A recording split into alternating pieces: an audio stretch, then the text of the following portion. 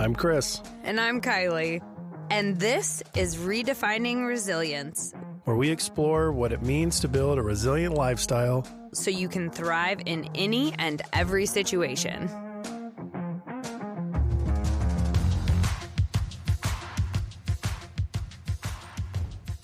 Today, we're going to be interviewing Tommy Short, a keynote speaker, high-performance consultant, former D1 men's basketball referee, and a executor of all things awesome. This guy's done some really incredible things, one of which is no phone for a whole year. Let's get into it. You have chosen willingly to give up your phone for a year. This is true. And how far along on the journey are we? It was 9 months this week, so we've got 3 months left. 3 months. So no flip phone, no landline, no burner phone, just off. And the one contingency is, God forbid something happens to wife or girls, we'll turn it on and end it. But Lord willing, we'll make it to the August 5th of 2024. So are we having a party or something on August 5th? What are we doing? Well, you keep introducing me to people who keep coming up with these great ideas of stuff to do when this is over. And it's like all I see are dollar signs because this is going to start to add up. But the one thing I do know for sure is I'll have some sort of charity component. I'm either going to sell tickets. I'm not sure how or what. But the one thing that is like stuck with me is to guess the number of text messages that I've received over the course of the year. Because I know I've got some idiot buddies who I'm in group text with that they haven't taken me out. And so those are getting run up. Every time I go get coffee at Java, I get a text receipt. Oh, yeah. So I'm sure I don't even like unfathomable of how many there are. So it's going to be like Price is Right. And then it'll probably be some sort of like 50-50. So if we sell 100 tickets or 1,000 or it spreads, awesome. So I'm going to pick a charity and donate half of the proceeds or the tickets to charity, and then whoever's closest without going over will get the other half. But that's the only thing I know for sure that we're going to do. Heck yeah. Okay, so tell us, why the fuck did you give up your phone for a year? You weirdo. Yeah. You know, it's funny. Like, if you want to trigger someone in society today, go tell them that like you gave up your phone. I get some weird looks from people. Like, I don't think it can be any stranger than telling people I gave up alcohol. I don't know. Go to a husband and wife and say, y'all give each other your phones. That would light some fires. Yeah, man. Yeah. Like light some fires. I learned a long time ago. I got little girls. Yeah. I thought I had a secret passcode on there. Not at all, man. Yeah. They figured it out in like 10 minutes. Like just thumbing through my phone. It's like, whatever, man. It's the pseudo privacy thing. This weird little separate life we have on our cell phones. So. I actually learned your phone password from the girls. Yeah, they tell everybody. That's awesome. Yeah. It used to be the PIN number for my debit card until we were going to Kroger, and I typed it in, and Emma goes, "Dad, what's this number?" And said it out loud. I'm like, well, it was my PIN number. We'll be changing that ASAP. today. Yeah. But, okay. Yeah, so I had this crazy idea back in June of last year. What would happen if I gave up my cell phone for a year? I thought that was, it's a gift and a curse of having a home office. And this actually, a little context, because of many sleepless nights from officiating, from the day I retired, I have a steadfast rule. If I'm awake more than 5 minutes in my bed, it doesn't happen very often because my wife will tell you I can fall asleep standing up, sitting down, lights on, music, it doesn't matter. I figured out how to take naps and fall asleep quick. But if I'm awake more than 5 minutes, I physically get up and leave the bed. So I don't read in the bed. I don't do anything. So I had this idea, couldn't fall asleep. So I went down to my office and had about a 3-hour whiteboard session, like thinking, I'm like, this is the wildest thing I've ever thought of. Erased it all in the morning after taking a picture because I'm like, God, there's no way I'm going to do this. Didn't tell my wife for 4 weeks, I think, because I'm like, I need to think through this logistically. Am I really going to do this? Yeah. I just started my own business. This surely is not going to be like a benefit, an asset, if you will, to the business. And then, August 6th was the first day, but I turned it off on the night of August 5th. What finally made you do it? I mean, a lot of things. And the whole journey has switched from like, so the intention of going into this, genuine intention of like, I was so attached to it from officiating, of getting our, as we talked about at the beginning, like flight reservations, hotel reservations, rental car reservations. We got all our games through an app on our phone. Having to check weather because if I have a game in Springfield, Missouri, and I've got to drive to Tulsa after the game and there's an ice store coming in and I only have one flight to get to Houston in the morning, now I'm rolling the dice because as independent contractors, we only get paid if we showed up and actually do the game. So we do, and I have buddies that still do some pretty stupid stuff when it comes to travel. That particular night, that's a real story. I didn't want to roll the dice with Tulsa and being able to handle an ice storm. So I drove 8.5 hours through the middle of the night to Dallas, got there at like 2 a.m. for a 6 a.m. flight to Houston to referee the next day at Rice at like 1 p.m. Just stupid stuff. Like if you would tell a normal human being like, hey, there's a check for $3,500 in this city, they would be like, oh, maybe, but can you like tell me a little bit more? Well, you got to get up at 4, you have a 6 a.m. flight, you have to connect in 2 cities. Once you get to that city, you probably have to drive another hour or 2. Then you've got to babysit for 2 hours, these 18 to 22-year-olds, and get yelled at by 15,000 people. And then after the game, you got to drive back and do it all over again. Every normal human would be like, you're an idiot. You would get 500 referees lined up to go do that.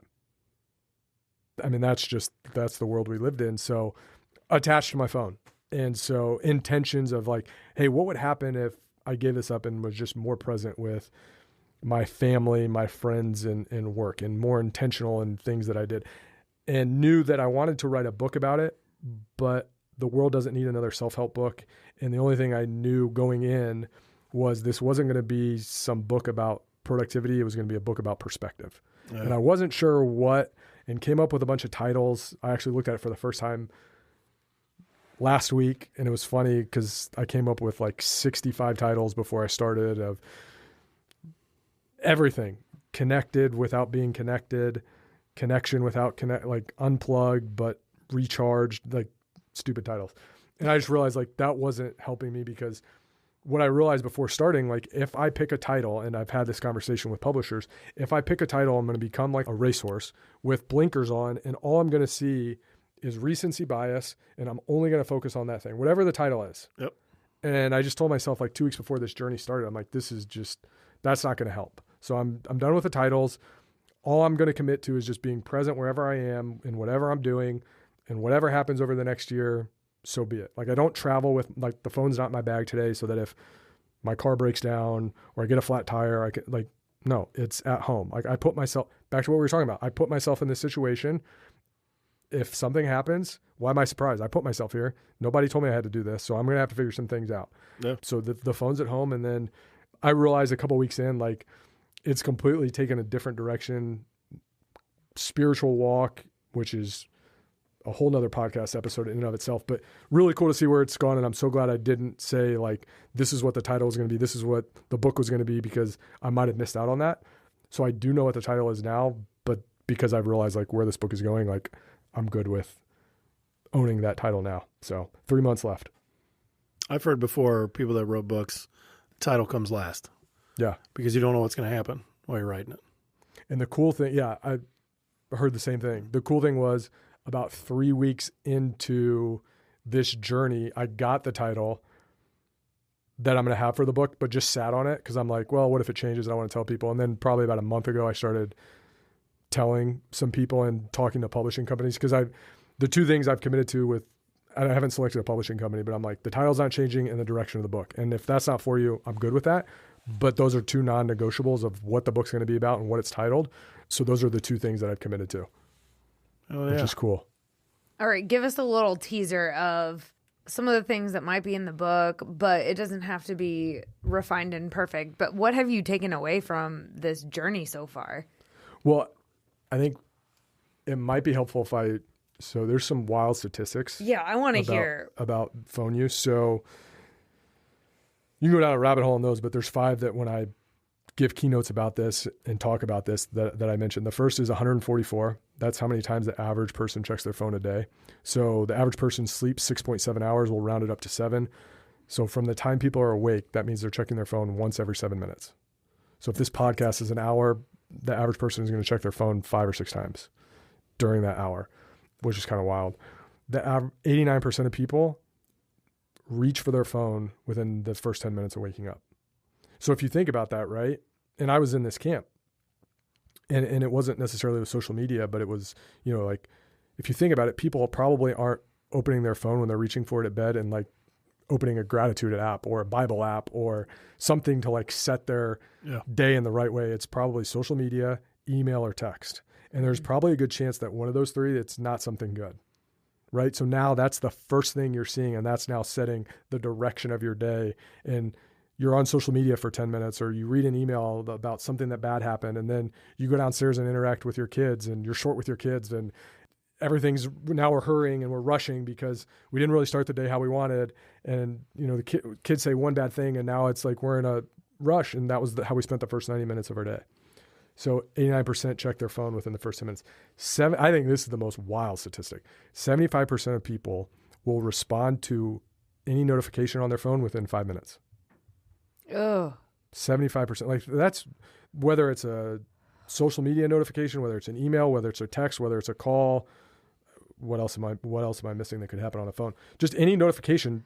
75% of people with phones are responding within 5 minutes.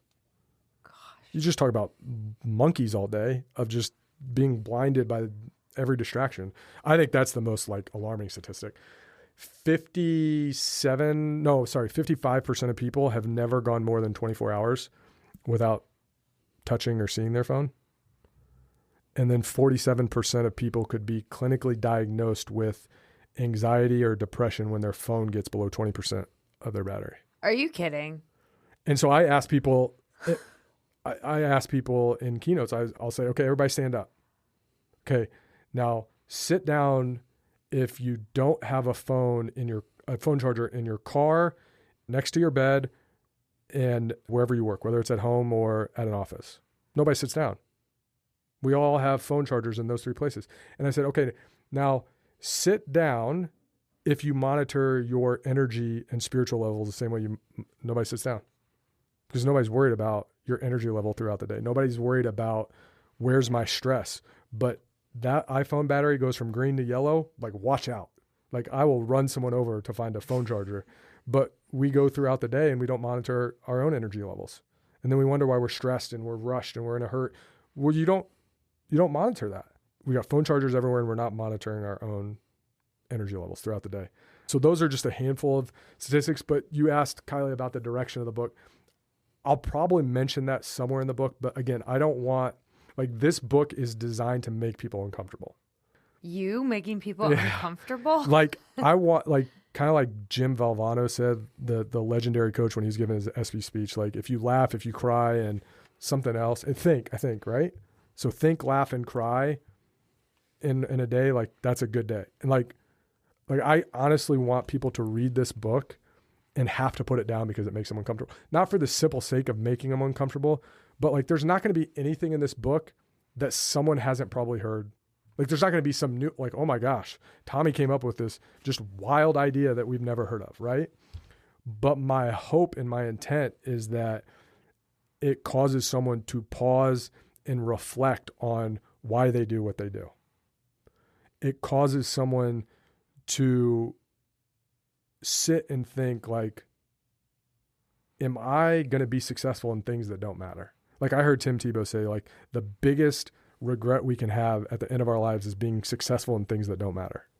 I've come up with so many different takeaways, and one of the biggest things is things that don't matter in life, right? When I die, nobody's going to care what games I refereed. Nobody's going to care probably about this book, right? We're all going to be gone, right? And so it's do the things that matter in your life. And at the end of the day, I want to have an opinion about three things: my faith, my family, and my life's work. Outside of that, a missed call in a game, a sport, I don't care about any of that anymore. None of that stuff matters, right? But we get wrapped up because of society and culture and social media, and we're worried about all the things that don't matter. And so, for me, it's I want people to put the book down at some point. I want them to be moved to tears at some point because I'm I just wrote about this. I have a blog as well, shameless plug, nophone365.com. I just wrote about today, success and failure, what this book is because I had a friend ask how would you judge this book being a success? And then how would you judge it being a failure? And I said, well, a failure is if I'm not authentic, if I don't share everything that's in my heart, and if I don't give God credit for everything that's happened, because it's completely turned into a reawakening and a rekindling of that relationship and a profound spiritual journey. And how is it a success? Plain and simple. I'm authentic, I'm vulnerable, and I give credit to God for what has happened. And all those things are things in my control. And not hiding behind the pages, because I think a lot of, like, when I share this with someone, like, I'm giving up my phone for a year and I'm writing a book, like, because I've had this conversation so many times, I know what the first 2 or 3 questions that they're going to ask are, but I also know where their head's going, and I'll actually call it out after they ask, like, tell me the funniest thing that's happened. And I'll share, like, whatever, because, like, they think that's what they want to know. But then if, like, I'll just use you, Chris, like, if you were asking me this, after that first question, I say, Chris, I know what you're thinking about, and it's probably a little bit uncomfortable, but do you want me to tell you, or do you want to just, like, keep asking questions? Because what people really want to know are, like, the deep thing, like, how has this changed you? Yeah. Like, but those are uncomfortable, so that they don't want to ask me, but I'll offer it up. Hey, I don't want to put you in an uncomfortable conversation, but I know where your head's going, because I've had this conversation hundreds of times, and I know what you're thinking about and what you really want to know. Because people, as funny as it is that I spent 3 hours at Chase the first week trying to prove who I was because I got locked out of my online account. And that's one of the ground rules I set with my wife. You're not going to be my secretary. So if something happens, I'm not coming to you as a go-between to, like, hey, can you do this for me? So you're not going to have to take on any new burdens or any new stress, because I'm putting myself in this ridiculous circumstance. Oh my God, the 2-factor authentications. Oh, that's a big problem. I didn't think about that before I started this. Yeah. So I spent 3 hours at Chase the first week trying to prove who I was. And I've actually had to go back 2 times because rabbit hole, Chase randomly updated their security this year and it affected 10 million people. Well, I was one of the 10 million. So I've actually had to go to Chase 3 times in person to prove who I was, because I got locked out. So, and then, like, funny story about having 3 haircuts scheduled in 1 week because they tried to call me when the stylist was sick and couldn't reschedule it. And I just kept showing up. So, like, people think that's not what people need. People don't need funny stories. Like, people need to read about somebody who's gone through something hard, who's willing to be so vulnerable, because it hasn't all been rainbows and unicorns. Like, I'm just being honest. No, those would be very frustrating moments. Yeah. And I mean, it's put strain on some relationships. There's been a lot of, like, I would never recommend to an entrepreneur in year 2 of the business to not have a cell phone. That certainly makes things a lot more difficult. But back to the boundaries, like, I'm not treating email like text. So one of the things when I started my business was that I check email once a day. It's my end of day routine. Now, we are here filming this today, so I did it a little bit earlier in the day. But, like, when I get home, the kids get an hour with me. I'm not going home and checking email. That can all wait till tomorrow at 4 p.m. when I normally have my end of day routine.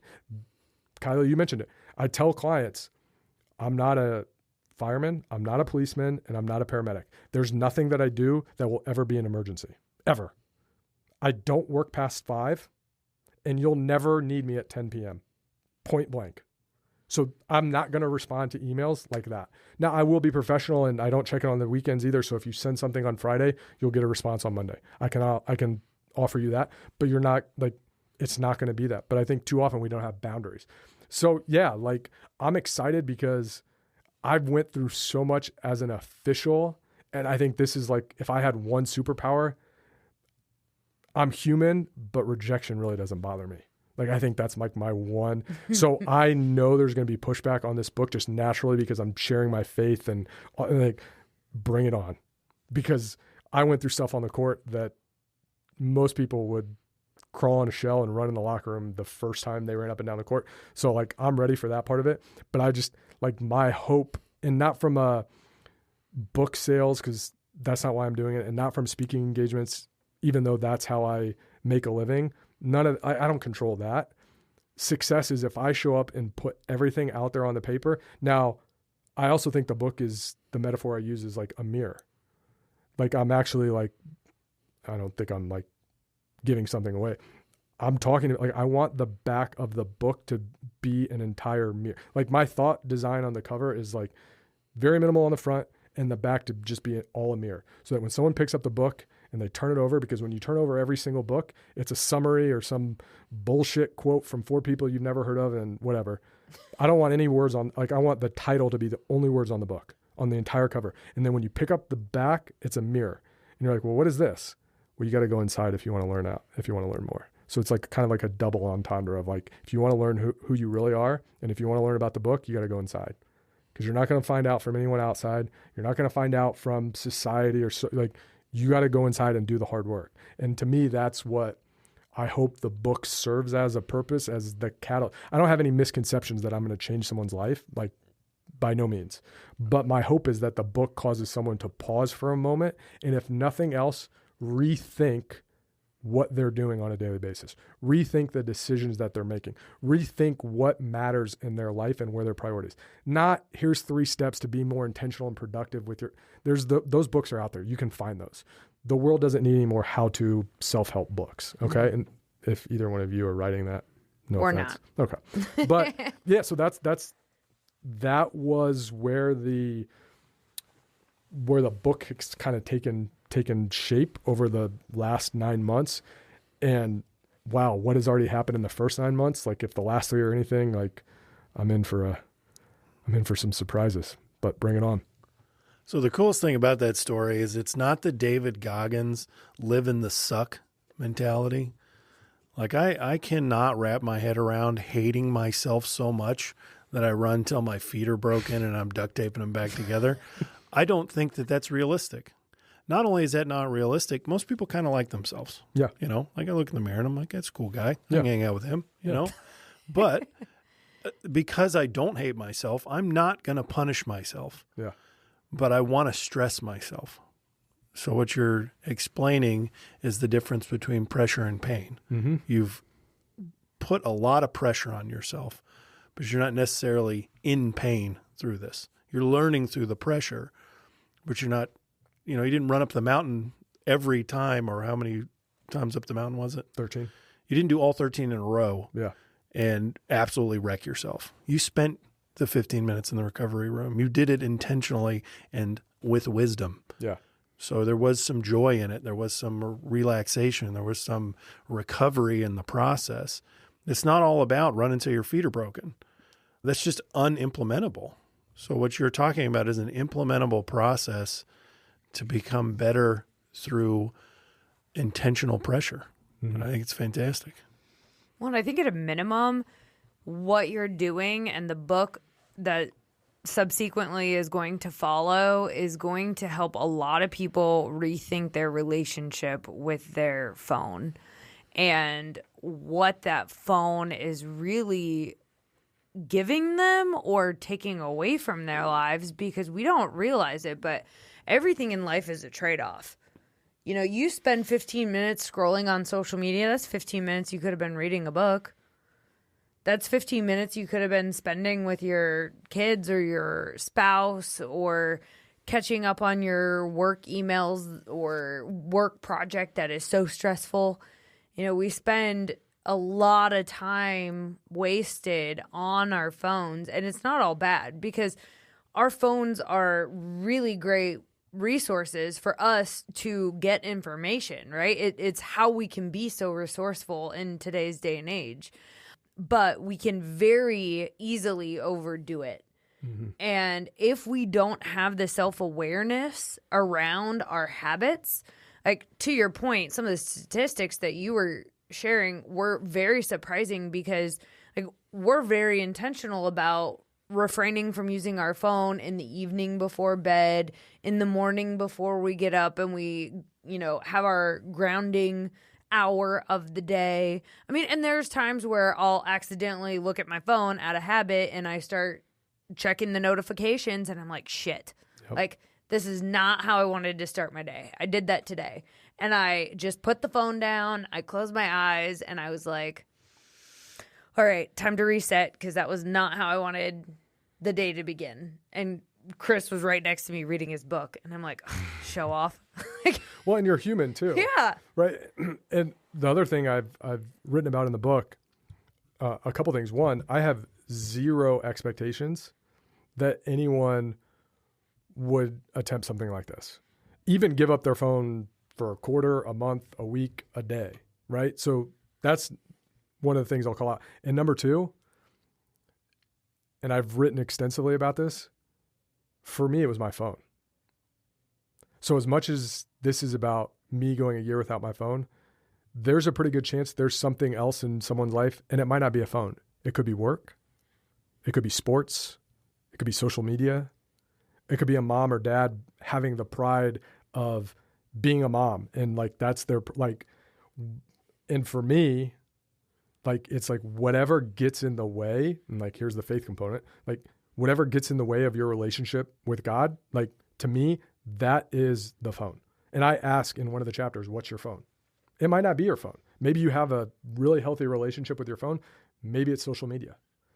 Yeah. Maybe it's work. It was alcohol. So maybe it's alcohol. It was alcohol for a long time. Yeah. So I think there's, and it's funny, like the analogy I use in the book is like the phone for me is like a boarding pass, right? Like if you think about on your phone, you have a boarding pass, but as soon as that's scanned and you know where your seat is, the boarding pass is obsolete because you're going to sit in a seat and you're going to go to your destination. And assuming it's a round trip, you need another boarding pass to come home, right? So as much as this is about going a year without a phone, this whole thing has nothing to do with a phone, which I think has been one of the coolest like realizations. Like the phone was just putting that away to get my seat on the plane to start this journey. But once I'm on this journey, it has nothing to do with a phone. And it does, again, because we all have our phone, but as much as this is no phone 365, it has nothing to do with a phone. Yeah. Do you think that's why you're attracted to hard things, though? Is what? Because you understand the personal growth that comes from it. It's almost addictive. Yeah, I think it's probably two things. One, my dad's an entrepreneur, so it's, you know, how I was raised. I always saw him, you know, doing maybe not so much hard things, but, you know, from the business perspective. And then like it has to be from officiating. And, like I don't know where else, right? Like every single day I went to work, like it was a hard situation. Like there was always stress and like I wanted to get better. Like because of where I wanted to go for myself. So like I had to put myself in that situation constantly to get better. Because if not, like there was somebody else that was going to take my position. So I think it was probably a combination of my dad and how I was raised, but then also just think about for 17 years, like getting yelled at and adversity and like, I was just in stressful situations in my, like every single day. Like I wasn't just behind a keyboard. Like I was in the fire every single day. I think ultimately, you know, whatever the phone is for whoever's listening, I think really ultimately what the question is what's taking you away from the present moment? What's taking you away from reality? Because the phone is a very dangerous virtual world where we have Instagram profiles of people that are posting what they want you to think their life is really like. And then on the other side of the screen, they could be the most depressed human being, but they look like they have the most glamorous, luxurious life in the world, but they're miserable. And so if you think about it, I mean, alcohol was the same thing for me. It was the thing that I used to escape on the weekends from the stressful, you know, Monday through Friday grind. And that was how I winded down. And ultimately, like you think about it, like when I was single, the phone was my escape to make me feel like I had comfort in relationships. But those relationships weren't real. They were over Instagram DMs, and some people I chatted with, I didn't even know. I'd never even met them. And, you know, here I was like idolizing people and profiles, and it's not real life. The real life we have is, you know, the people in the room, the people that you interact with on a daily basis, the people you come home to, the dogs you come home to, or the animals you come home to, whatever you have at home. But like that's where the real magic happens, is when we can get so present in what's going on in our real life that we don't feel the need to go elsewhere. We don't have the need to pick up the phone and, you know, check in somewhere else that we're not really at and see these people that we're never going to meet in real life. You know, that I think is where we have the introspection to do. Yeah. Do boring better. Yeah. Just do the boring things. That's how you'll get ahead. Honestly, and just finding gratitude in the boring things. I mean, I think it's so cool that, we have all this connectivity, and if we want to meet new people, we can. We're one message away from meeting someone really cool, or like even just folding our laundry and having the modern conveniences that we have. Like, we've just become such a society of convenience. We don't care that, all of this innovation and technology that we have, like, it wasn't always like this. We just have gotten used to it and comfortable, and everything is so convenient now. Oh, I don't feel like cooking. I'm just going to DoorDash myself some food.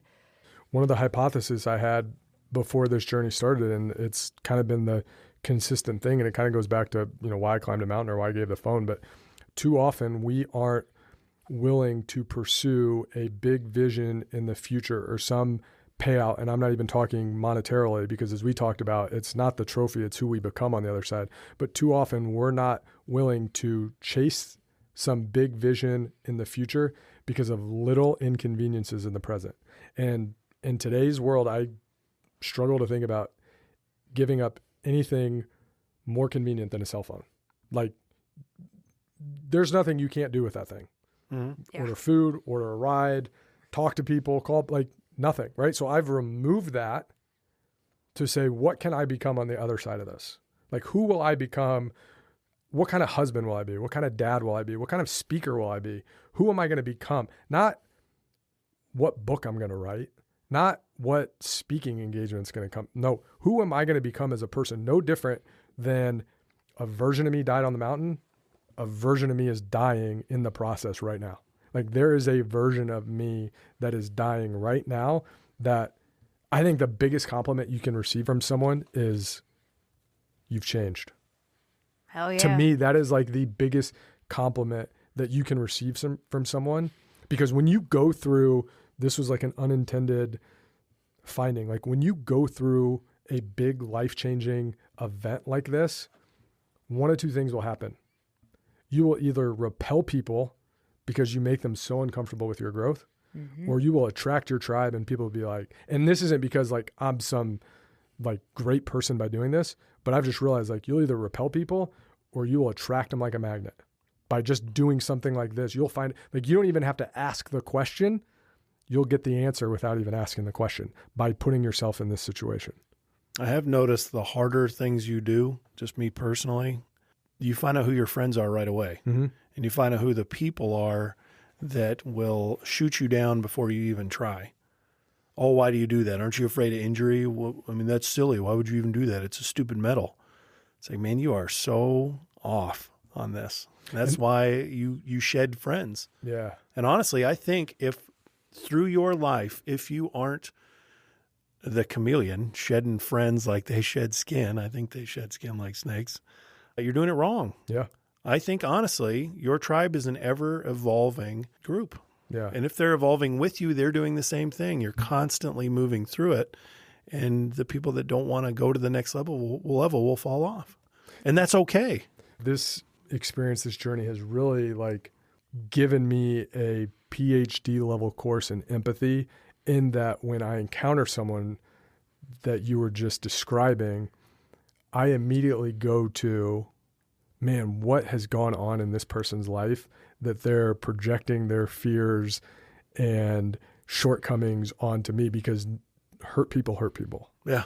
Yep. And no healthy, growing, sane person would have that response. So immediately, like, my response goes to, man, something's really happened. Whether they tried something and failed, whether they had mentors or parents or whoever, spouse, siblings that didn't support them. But that is not a normal like reaction. So like, man, this has just taught me empathy like I couldn't have learned in a class. Like, I've just got to experience it firsthand of really understanding like everybody is going through something. You're either going to want to push through and persevere and ask for support, or you're just going to push people down and like have that reaction of like, why would you try that? Like, why are you doing this? Why would you want to, like, their initial reaction is like, well, I haven't been able to achieve what I want, so let me push this person down to bring them down to my level. And just being aware of that conversation that's going on in their head has helped me tremendously. And I don't always like say that to someone, but if the conversation keeps going, I can get to that level because I'm okay having the uncomfortable conversation. But you just really start to realize like where people really are in their life. Well, it goes to show too how many people are watching you. Mm-hmm. When you do hard things intentionally, you have a slew of people that you don't even know watching you. Yeah. And I believe wholeheartedly that when you do hard things, you're giving validation to people that are on the edge of doing it themselves. They just want to see that it's possible. Yeah. They want to see some normal dude make it. Yeah. This world's strongest man had a guy come, I forget where he came out of. He was a shift lead at McDonald's. Made it to a 5th in the world's strongest man. And fucking shift lead at McDonald's did it. Yeah. People just are they think the separation is so big. The difference between elite and normal is a step. Mm-hmm. That is it. And you just show people when you do hard things what the steps look like. You're giving them a map. Mm-hmm. Yeah, it's like hearing you say that, like, cool if people read the book and get inspired. But I think, like, to your point, and you can appreciate this, it's like, I just really want to, like, show my girls. Yeah. Like, yeah. I don't really care if anyone else, but, like, if they can see dad has done this and climbed a mountain and put his cell phone away, like, the legacy, because I'm not always going to be there with them, Lord willing. They outlive me for a long time, but like that they can look back and have examples of, oh yeah, dad did this. So that if I'm not there in the future, they can be like, I remember when dad did this, maybe that's all I needed. So yeah, really cool if someone else gets that. But like for me selfishly, like if it just helps those 2 little girls, like well worth it. All right, Tommy. How can people get in touch with you? Obviously not by phone. Text me. Yeah. Drive that number up, baby. Yes. Add to the raffle cause. Yeah. If you want to follow the journey with the blog, it's nophone365.com. And then my website, tommyshort.com. And if you want to send an email or get a hold of me, you can find me on there. Awesome. And you're on LinkedIn. Yeah, but I've taken a social media sabbatical indirectly too. Okay. So yeah, just email. Just email. And follow the blog. Follow the blog. Amazing. Well, thank you so much for being with us. This is awesome. Yeah, I took copious notes while you were talking, and this was so cool just to hear such a unique story of resilience, and we're going to have lots of follow-up conversation about these last 2 episodes. So thank you.